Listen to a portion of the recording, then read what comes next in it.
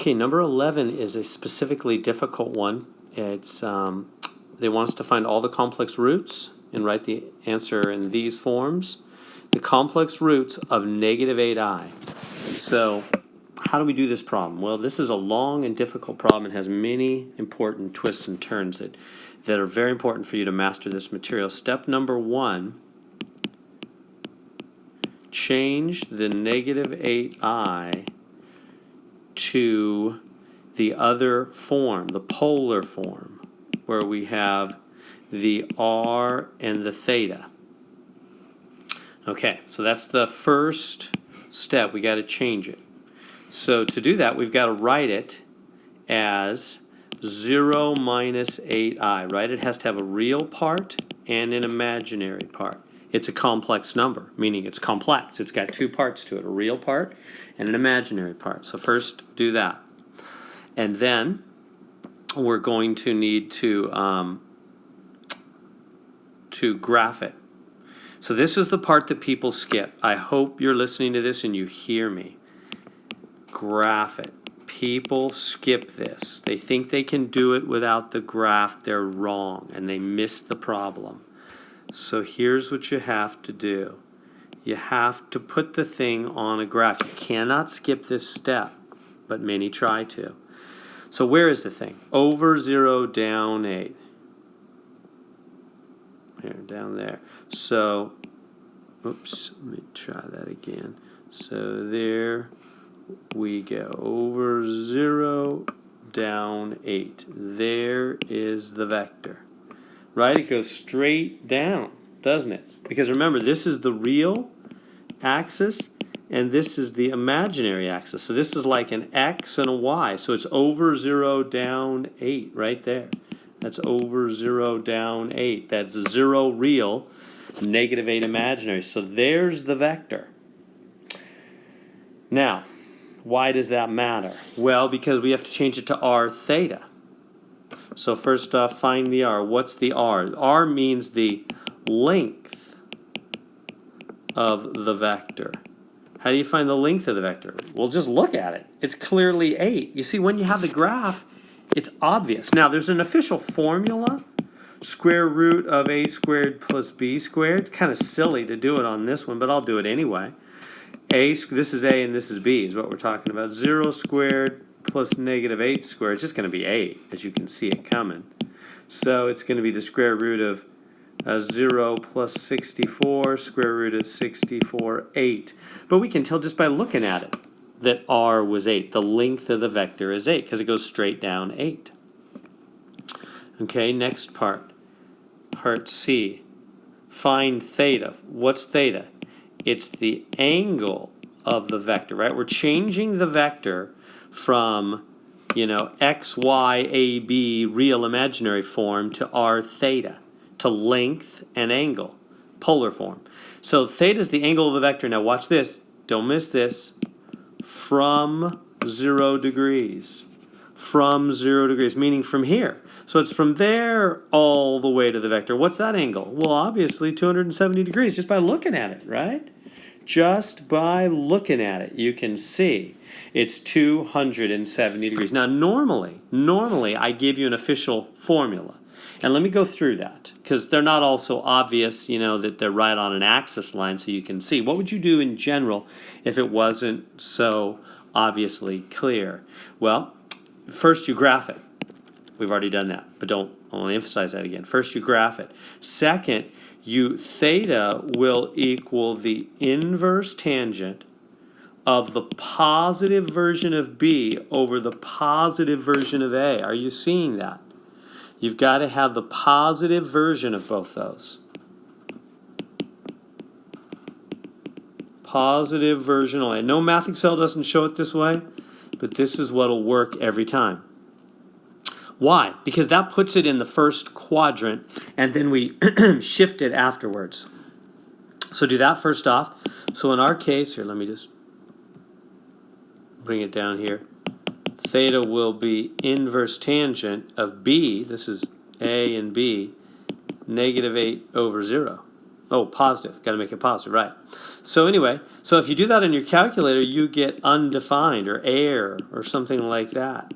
Your calculator can't do it because 0 on the bottom, that's not doable. But that's why we don't even need the calculator. Just look at the vector. It's 270 degrees. That's why it's so important that you graph it. If you're not graphing it, you'll be stuck when you get the error on your calculator. It's 270 degrees from the graph clearly. Now, if it doesn't come out an error, normally you'll get an answer that's that, and then you change it from there. But anyway, that's enough with this one. Let's go forward. So that's all number one. So now we have now we have the vector. So the 0 minus 8I can now be written as r cos theta plus I sine theta, meaning it's r, which we now know is 8, cosine 270 plus I sine 270. So we've changed the vector to polar form. That's really, I should say, that's the end of step number 1. Now for step number 2. So there it is, the vector in polar form, r and theta. That's step number 1, change to polar form. Step number 2, now you got to do the cube root, right? It's a cube rooter. So how do we do the cube root? We want the cube root of that thing.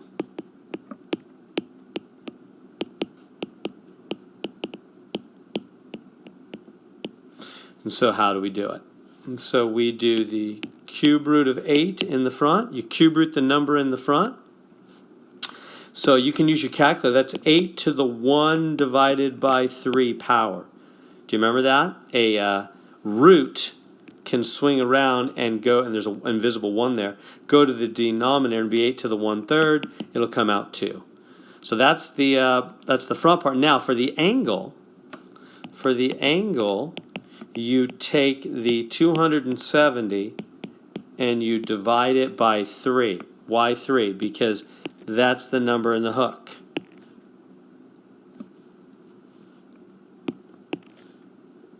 Whatever's there in the hook, that's what we divide by. So what do we get? 90 degrees. Now careful, that's not the whole story. That's the first angle. Remember, there's going to be 3 of these. There's 3 cube roots. That's the first one. How do we find the other ones?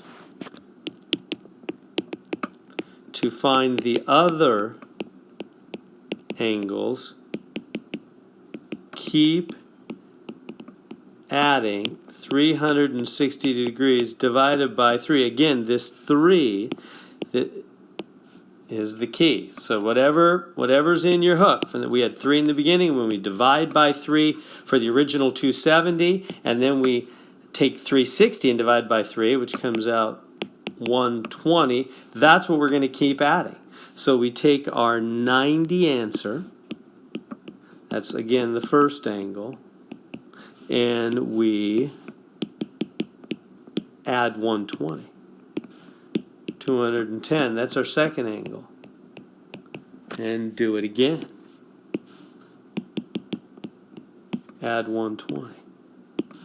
And we get 330 degrees. That's our third angle. So now we've got our 3 angles. So we can say, okay, the R, we already have the R in the front, that's 2. That's the new R, right, from the root. That's the rooted R. So now we're gonna write R cos theta plus I sine theta, right? We're gonna do it 3 times. So the 2 cosine, what's our first angle? 90 plus I sine 90. That's the first one. And then let me underline that. That's the first one. The second one is going to be 2 cos of, what's our second angle? 210 plus I sine 210. And the third one is going to be 2 cos, or third angle, 330 plus I sine 330. Now, on your calculator, let me back to these. Okay, so on your calculator now, we have to find what these are. So this is going to be 2 cosine of 90. Go down here. Here's the unit circle. 90 degrees. Cosine sine. Cosine is 0. And the sine is 1. Cosine is 0. Sine is 1. 0 plus I times 1. Distribute that. That's 2 times 0, 0 plus 2I. So it's 2I. The next one, 210, so it's going to be 2. And what's the cosine of 210? So 210, cosine sine. There's the cosine. Minus root 3 over 2. Plus I times the sine of 210 minus a half. So that's going to be minus a half. Distribute that, boom, boom. It basically cancels those 2's, doesn't it? Minus root 3 minus I. Third one, cosine 330. 330, cosine sine. There's cosine root 3 over 2. Plus I sine of 330, negative a half.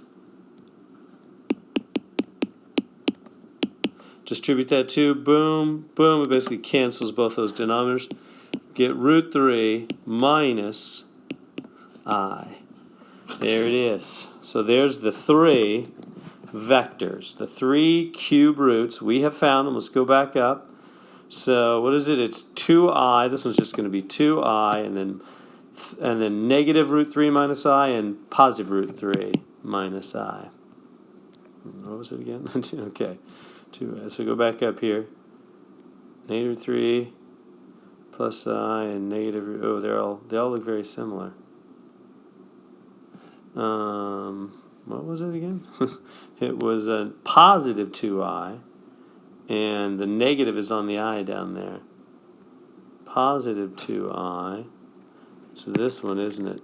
Positive 2I, and the negative on the I in both cases. There we go. So that's how you do it, all that.